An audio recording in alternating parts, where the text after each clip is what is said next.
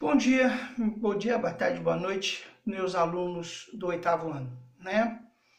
Nós vamos ver hoje, dando sequência naquela ideia nossa de Confidência Mineira, da independência das colônias portuguesas na América, no nosso caso o Brasil, né? A gente começou vendo lá nas revoltas nativistas para a gente poder entender que de um jeito ou de outro os colonos não eram satisfeitos com a situação da metrópole. E a ideia de romper com a metrópole era uma ideia constante em quase todos os movimentos. Mesmo aqueles que reclamavam de alguns setores só, como a revolta dos Beckman ou a Guerra dos Mascates, mas basicamente eles estavam descontentes com a coroa portuguesa. E nesse caso agora a gente vai ver a Conjuração Baiana.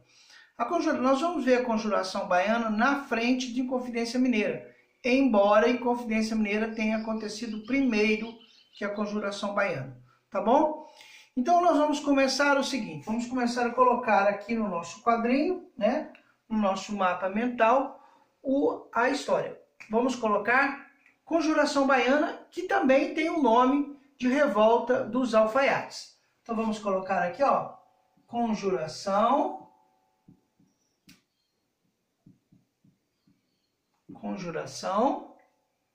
Baiana, também chamada de Revolta dos Alfaiates.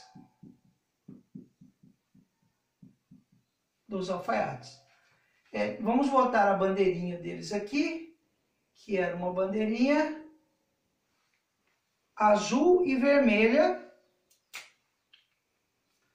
Ela era vermelha aqui e era azul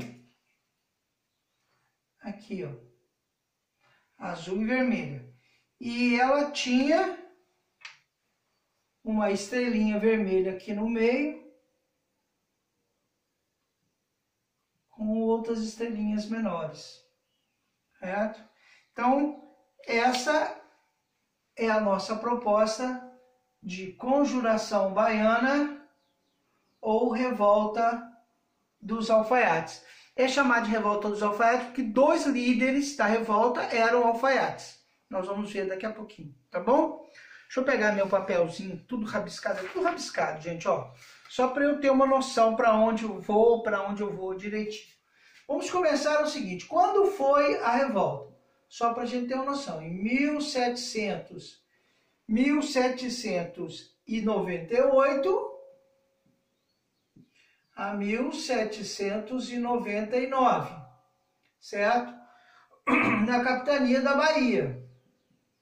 Capitania da Bahia, certo?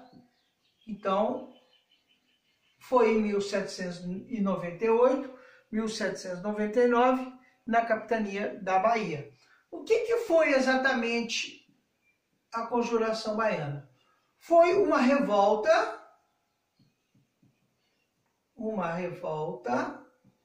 popular, isto é, uma revolta feita pelo povo, né, que defendia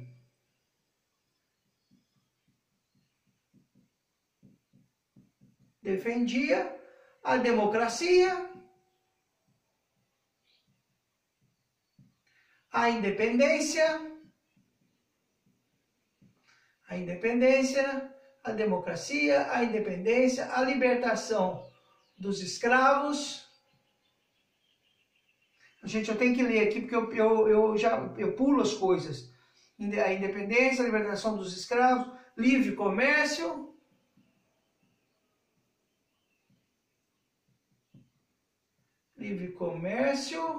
e abertura dos portos.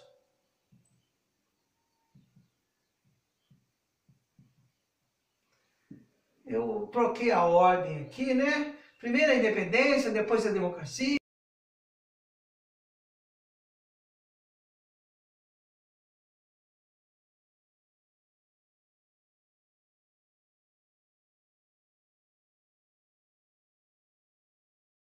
Mas deu para entender, né? Muito bem. Então, a gente vai ver daqui a pouquinho aqui do outro lado aqui, isso aí um a um. Quais são as causas? Vou trocar a canetinha para a gente botar uma outra canetinha aqui, para a gente falar das causas. Sabe que tudo tem causas e consequências, né? Vamos colocar aqui as causas.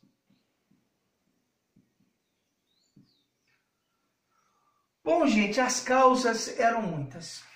Eu vou explicar para vocês, depois eu vou pondo ali. O primeiro problema ali aconteceu o seguinte. Vocês já estudaram comigo, lá na Guerra dos Mascates, que vocês sabem que os holandeses, quando foram expulsos do Brasil, eles foram plantar açúcar nas Antilhas e o preço do açúcar brasileiro caiu, certo? Empobreceu os donos de engenho e isso foi a causa lá da Guerra dos Mascates. Agora aqui houve uma reviravolta, certo? O preço do açúcar brasileiro subiu no mercado internacional. Então eu vou ter que colocar aqui, ó, alta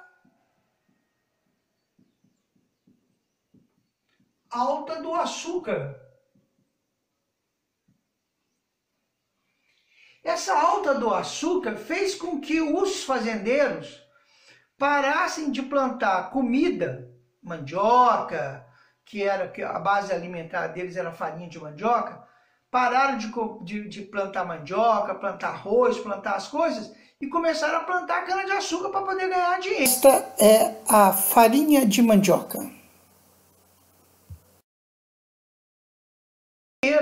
Certo? Então, isso fez com que a comida sumisse, porque os fazendeiros estavam plantando só cana-de-açúcar para vender. Isso gerou o quê? Gerou uma fome.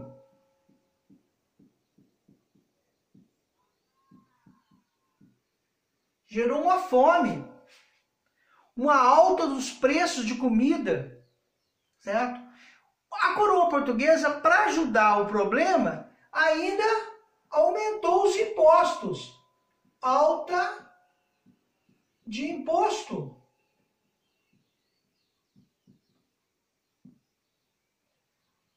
Alta de imposto.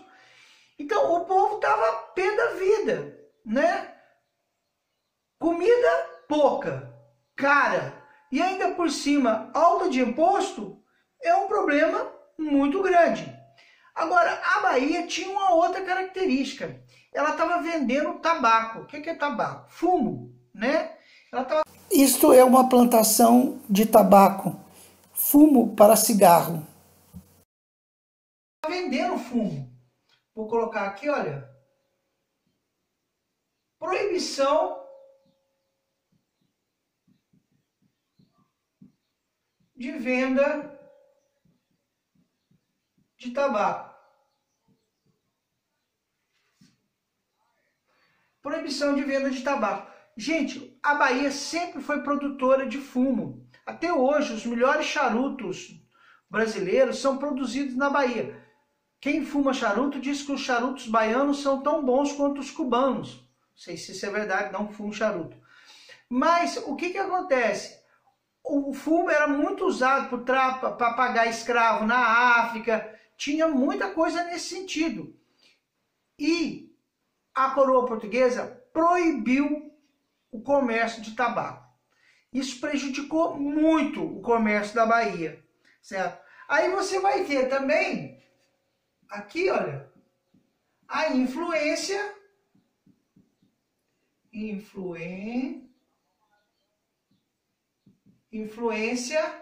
dos iluministas, aqueles iluministas que estavam influenciando a Revolução Francesa, porque a Revolução Francesa estava acontecendo nesse exato momento. Entre 1789 e 1798 acontece a Revolução Francesa, certo?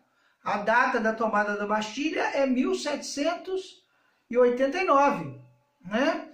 Então, resultado Os iluministas estavam influenciando aqui através das escolas maçônicas, das igrejas maçônicas, né, que são escolas ocultistas que existiam aqui no Brasil e ainda existe até hoje, né, as lojas maçônicas, em todos os lugares existe.